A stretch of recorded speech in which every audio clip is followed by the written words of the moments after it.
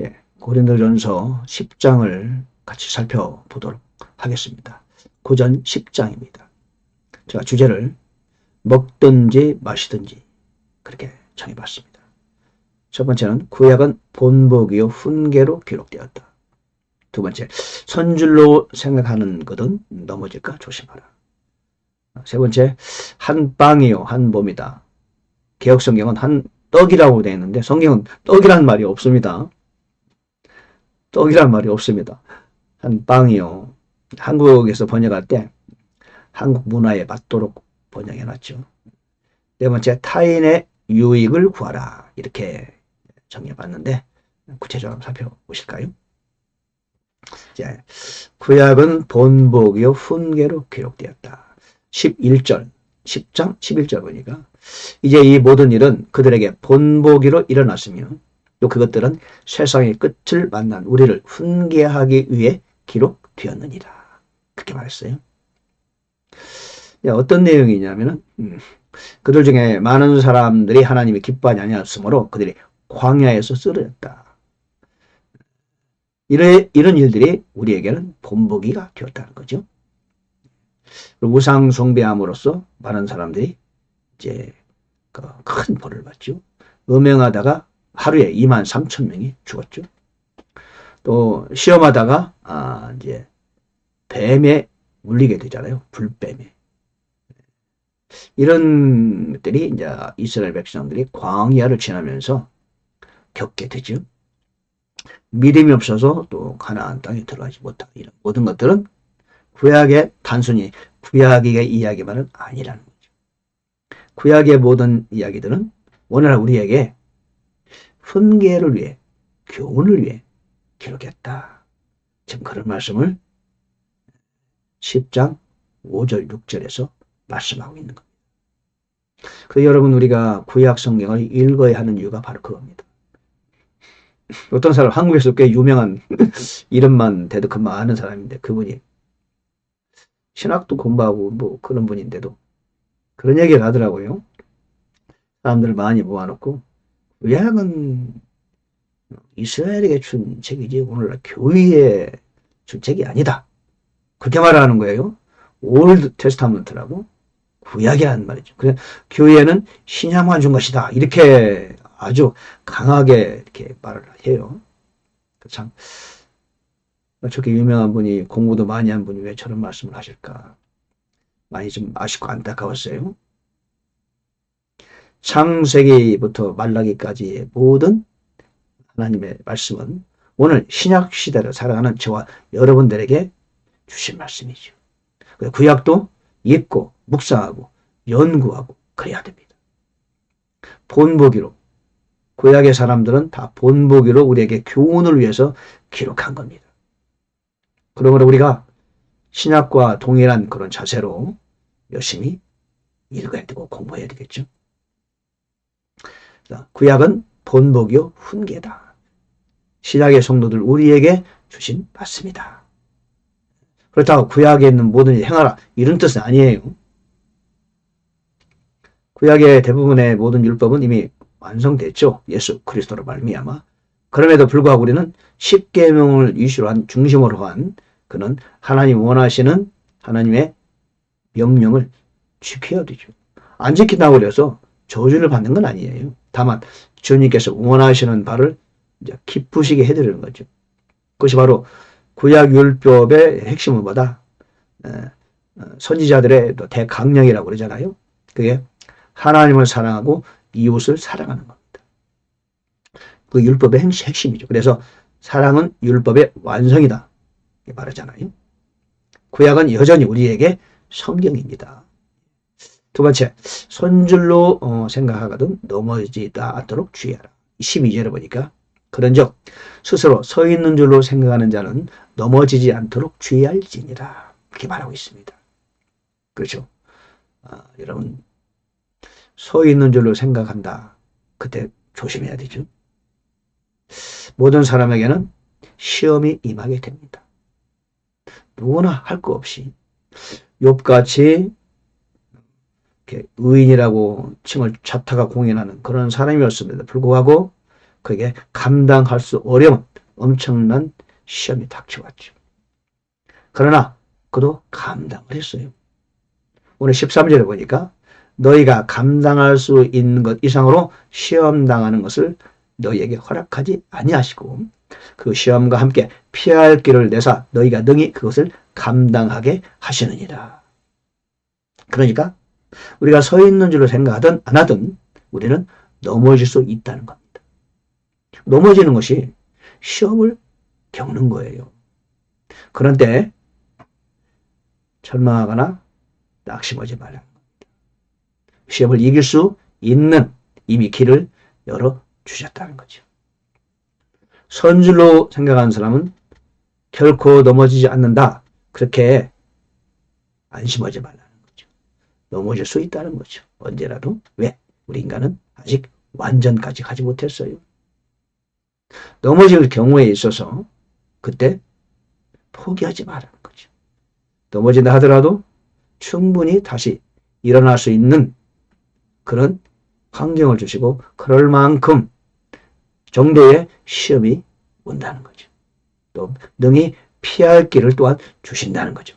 능히 그것을 감당할 수 있을 만한 그 정도 시험을 주신다는 거죠. 그 베드로도 예수님을 3번이나 부인한 엄청난 시험이 왔죠. 넘어졌죠. 그러나 일어났잖아요. 오히려 그거로 인하여 더 참 훌륭한 하나님의 종이 된 거 아니겠습니까? 그럼 우리는 너무나 선줄로 생각하는 그런 생각을 하지 말아야 되죠. 언제라도 조심스러운 마음 갖고 안심하면 안 되죠. 또 설사 넘어졌다 하더라도 역시 절망하거나 포기하면 안 되는 거죠. 우리가 이길 만한 그런 시험이 우리에게 온다는 겁니다. 여러분 어떻습니까? 너무 혹독한 고난과 환난 중에 있습니까? 이것만은 도저히 너무너무 힘들어 감당할 수 없어 그런 어려움에 처해 있습니까? 염려하지 마세요. 여러분이 감당할 수 없는 그런 시험은 하나님은 주지 않으십니다. 하나님은 충분히 이겨낼 만한 감당할 만한 그런 장애물이 허락하신다는 거죠. 이미 우리는 이긴 싸움을 하고 있는 겁니다. 우리는 이미 이겼습니다. 자, 3번째는 한빵이요 한봄 성찬에 관한 이야기인데 고전 11장에는 또 성찬에 관한 부분이 한 번 더 나옵니다. 여기서도 나오는데요. 근데 우리 성경 개역 성경에는 한 떡이라고 그러는데 떡이 아닙니다. 떡이라는 말이 없어요. 빵입니다. 빵, 브레드, 그죠? 빵인데 당시에 한국 문화에 좀 맞게끔 당시 한 빵 하면 좀 굉장히 생소하니까 떡으로 번역을 했는데 그걸 안 바꿨어요. 대한성서공의가 지금쯤이면 바꿔도 괜찮은데 올바른 번역을 위해서. 근데 이번에도 바꾸지 않은 것 같아요. 한 빵이다. 한 빵. 16절에 보니까 우리가 축복하는 축복의 잔은 그리스도의 피에 함께 참여하는 것이 아니냐. 우리가 떼는 빵은 그리스도의 몸에 함께 참여하는 것이 아니냐. 17절 우리가 많아도 한 빵이요 한 몸이니 이는 우리가 다 그 한 빵에 참여하는 자들이기 때문이다. 오늘 10장 16, 17절은 성찬에 관하여 지금 설명하고 있는 건데 특히 어디에 초점하냐면은 함께라는 말을 아주 강조하고 있어요. 하나의 빵, 한 몸, 함께. 즉 성찬에 여러 가지 몇 가지의 이제 의미가 있는데 그 중에서 특히 여기는 우리는 하나다 그런 거죠. 빵도 하나고 몸도 하나다. 우리는 함께 참여하는 것이다. 성찬에는 그런 뜻이 가장 우선적으로 담겨 있다 그런 겁니다. 오늘 11장에 보면은 주님이 오실 때까지 보이는 것이고 기념하는 것이고 이런 것이 있어요. 첫 이게 성찬이라는 것은 첫째 뭐냐면 주님의 오심을 보이는 것이다. 보이는 것, 즉 주님의 죽으심을 우리가 다시 한번 보이는 거죠. 같이. 두 번째는 우리가 거기에 참여하는 것. 오늘 말씀이죠. 함께 부르는 하나다 이런 뜻이죠. 또 하나는 기념하는 것이죠. 이런 두세 가지 이제 의미가 있는데 여기서는 특별히 자, 함께 참여한다, 함께다, 하나다, 한 몸이다. 거기 이제 그 부분을 좀 강조한 내용이 오늘 본문의 내용이라고 보겠습니다. 그래서 성찬을 여러분 우리가 뭐 그룹으로 이렇게 모여도 성찬을 하는 것은 좋은 겁니다. 뭐 자주 하면은 어느 교회는 매주 하는 교회도 있다고 하더라고요. 그런데 성찬을 너무 매주 자주 하면은 뭐랄까요? 이렇게 성찬의 의미가 좀 희석되는 경우가 있잖아요. 귀한 것일수록 너무 자주 행하지 않는 게 좋은 거 아니겠어요? 그래서 뭐 자주 해도 괜찮죠. 자주 해도. 그러니까 할 때마다 그 의미를 충분히 내가 깨닫고 느끼고 또 인식하고 그렇게 해야 되겠죠. 오늘 이 본문에서는 함께 참여하는 하나라는 것을 강조하고 있습니다. 네 번째, 타인의 유익을 구하자. 31절에 보니까 그러냐 너희가 먹든지 마시든지 무엇을 하든지 모든 일을 하나님의 영광을 위하여 하라. 33절 보면은 많은 사람의 구원을 받도록 내가 내 자신의 유익을 구하지 아니하고 그들의 유익을 구하면서 모든 일에서 모든 사람을 기쁘게 하는 것 같이 하라.